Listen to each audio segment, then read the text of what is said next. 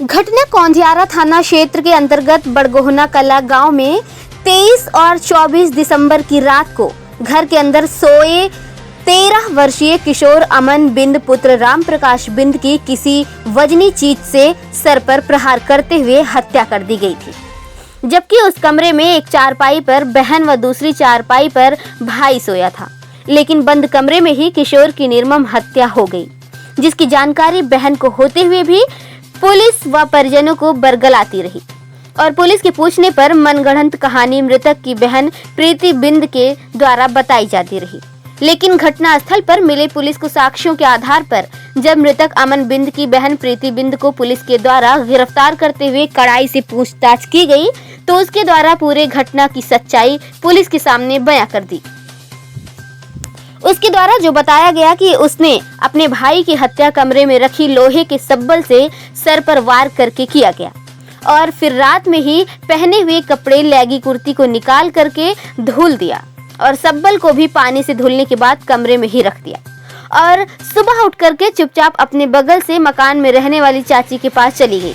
वहीं पिता राम प्रकाश बिंद की तहरीर पर पुलिस के द्वारा मुकदमा अपराध संख्या 470-20 धारा 302 आईपीसी के तहत दर्ज किए गए। अभियोग को ध्यान में रखते हुए अपने ही सगे भाई की निर्मम हत्या करने वाली प्रीति बिंद पुत्री राम प्रकाश बिंद निवासी बड़गोहना कला थाना कौंधियारा व उसके प्रेमी शिवशंकर बिंद पुत्र गजेंद्र बिंद निवासी बस्तर थाना करछना को पुलिस के द्वारा गिरफ्तार करते हुए अग्रिम कार्रवाई के लिए न्यायालय भेजा गया है। प्रयागराज उत्तर प्रदेश से शिव कैलाश भारतीय की ये रिपोर्ट। कौंधियारा थाना क्षेत्र में एक मासूम की निर्मम हत्या हो गई थी, उसका आज आप लोगों ने अनावरण करते हुए खुलासा किया। किस तरीके की घटना थी, क्या खुलासा हुआ? घटना 26 तारीख की रात की है। मॉर्निंग में पता चला था कि एक 13-14 साल के बच्चे का मर्डर हो गया है। जब वो मौके पे पहुंचा गया था, मौके पे पहुंचने के बाद बॉडी को पोस्टमार्टम हेतु भिजवाया गया था। उसके बाद से उसमें सर्विलांस टीम को भी लगाया गया था। सर्विलांस टीम और थाने की दोनों संयुक्त टीम द्वारा इस घटना का खुलासा किया गया। छानबीन से पता चला था कि मर्डर करने वाली लड़की की बहन थी और उसका एक प्रेमी था जिससे अफेयर चल रहा था लड़की का। रात में 9 बजे बातचीत शुरू हुई थी लड़की की, जिस लड़के से अफेयर चल रहा था उससे।